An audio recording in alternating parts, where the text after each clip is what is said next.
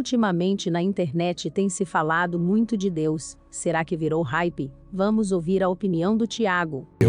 O que está acontecendo é o seguinte.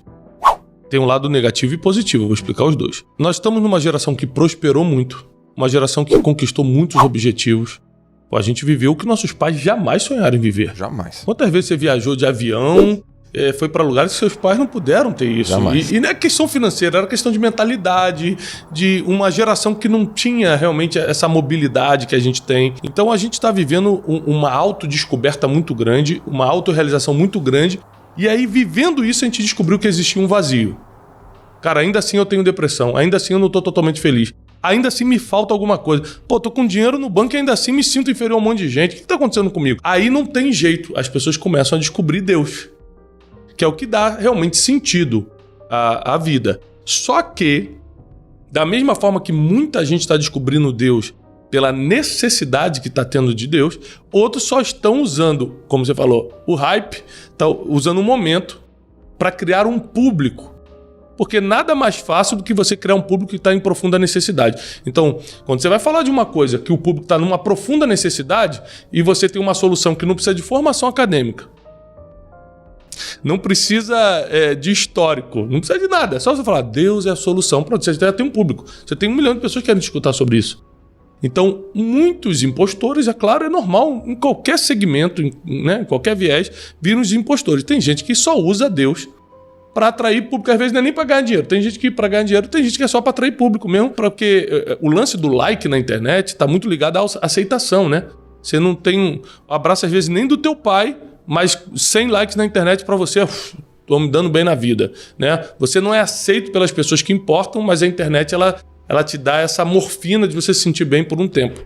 E por isso que está essa guerra, né? As meninas com 12, 13 anos, elas se sujeitam, vou ficar seminua e vou dançar no TikTok para ser aceita. Sim. Com 12 anos de idade. Isso era um problema que geralmente dava na juventude. As mulheres e os homens começavam a não se sentir aceitos e faz qualquer coisa pela aceitação. Está cada vez ficando mais precoce isso. Então, a necessidade de Deus é muito grande na nossa geração, porque a gente tentou outras coisas primeiro. Porque, por exemplo, tem um versículo bíblico que as pessoas não entendem muito, que diz assim, é mais fácil um camelo passar pelo buraquinho da agulha do que um rico entrar no reino dos céus.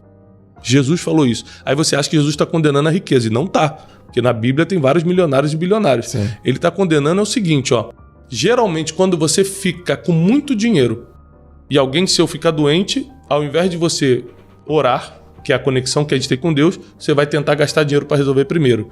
Se você tem um problema com alguém, você primeiro vai no melhor advogado antes de ir em Deus. Então é quando você bota alguma coisa na frente de Deus. Não é que você não vai fazer o resto. Certo. Se eu tiver um problema jurídico, eu vou resolver com o advogado. Se eu tiver um problema de saúde, eu vou resolver no médico. Mas primeiro eu vou buscar Deus, que é o versículo que diz, buscai primeiro o reino de Deus e a sua justiça, e todas as outras coisas serão acrescentadas. Então o que está acontecendo é muita gente buscando a Deus por necessidade.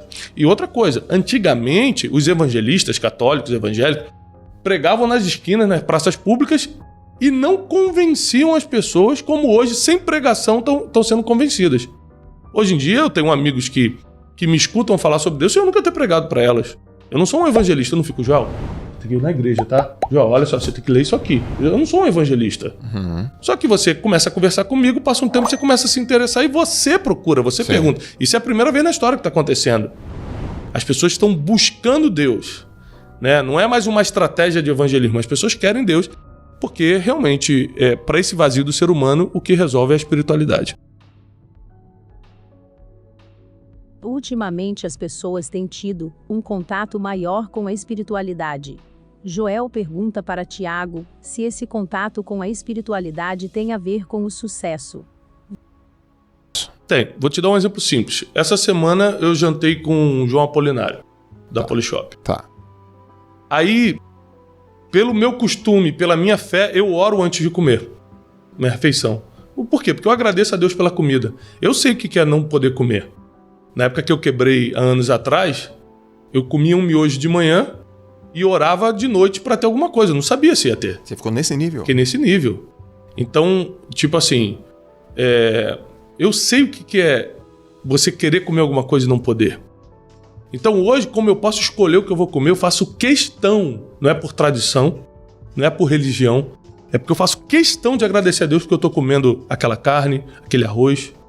Então, eu pedi permissão por uma questão de respeito, porque ninguém é obrigado a engolir minha fé. Isso foi um erro que muita gente cometeu, querer enfiar a goela abaixo a religião dos outros. Então, por respeito, eu perguntei, vocês me permitem orar? O Apolinário falou, pode orar. Aí a gente orou, tinha outras pessoas na mesa. Quando acabou, ele falou assim, rapaz, muito bonito. Sabe por quê? Eu lembro que meus pais oravam por mim quando eu era criança. Eu falei, é mesmo? É.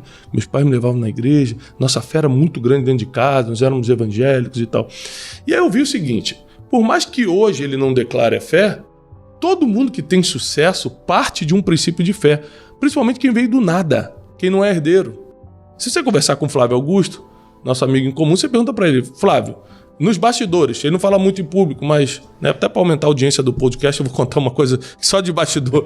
Se você perguntar para ele por que você virou o Flávio Augusto, ele vai falar, cara, foi a minha fé em Deus. É foi mesmo? Isso, essa não, é muito bastidor, hein? Essa é muito bastidor. Ele não fala isso em público, né? Valeu, Flávio. Qualquer coisa... Valeu, Flávio. É isso aí. E a gente... Você vai ver que a fé em Deus, ela não é uma coisa religiosa no sentido... Hoje de manhã, no nosso programa que eu tenho de manhã no Instagram, eu falei, gente, eu tava falando sobre oração hoje de manhã. Falei, para orar você precisa ir à igreja? Não. Você precisa ser crente, católico, espírita, alguma coisa? Não. Você precisa estar bem? Não. Se você estiver na Cracolândia, drogado, e quiser orar, você pode orar. A oração é a coisa mais democrática que tem. Deus é tão bom e tão para todos, que ele falou assim, para falar comigo pode ser qualquer um, negro, branco, rico, pobre, japonês, chinês, espanhol, crente, não crente, acreditando, não acreditando. Só fala comigo que eu te escuto. E outra coisa, não vou botar ninguém para te escutar, não. Você que está começando a acreditar em mim hoje, ou você que está há 30 anos já me servindo, inclusive, eu escuto os dois. Não, esse aqui começou agora, vou botar um anjo para escutar. Não, a Bíblia diz que ele escuta todo mundo. Então é muito democrático. E é por isso, e é porque também eu provei tanta coisa, Joel, na vida. Eu pude provar coisa muito boa, muito ruim. Eu pude andar com muita gente, escutar muitas filosofias. Fui para a Índia, estudei o hinduísmo. Fui várias vezes para países árabes, estudei o Islã, li o Corão 2 vezes.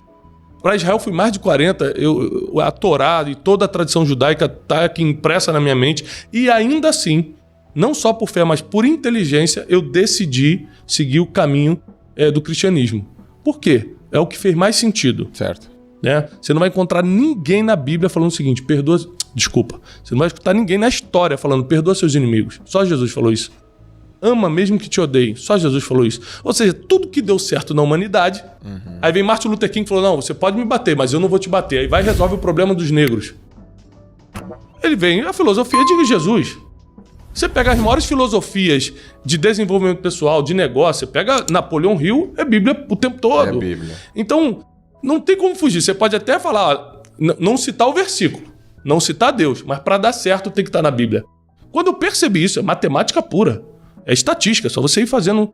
Quando eu percebi isso, eu falei, pronto, por que eu vou fugir da fonte? Vou ficar... Não, vou direto na fonte. Aí eu comecei a conhecer mais Deus, conhecer mais coisas da Bíblia, me formei em teologia, fiz uma pós-graduação nesse sentido, e hoje o meu prazer é o que eu faço de graça. Todo mundo fala assim, você trabalha com isso? Não, porque eu faço de graça. Eu vivo dos meus livros, dos meus cursos.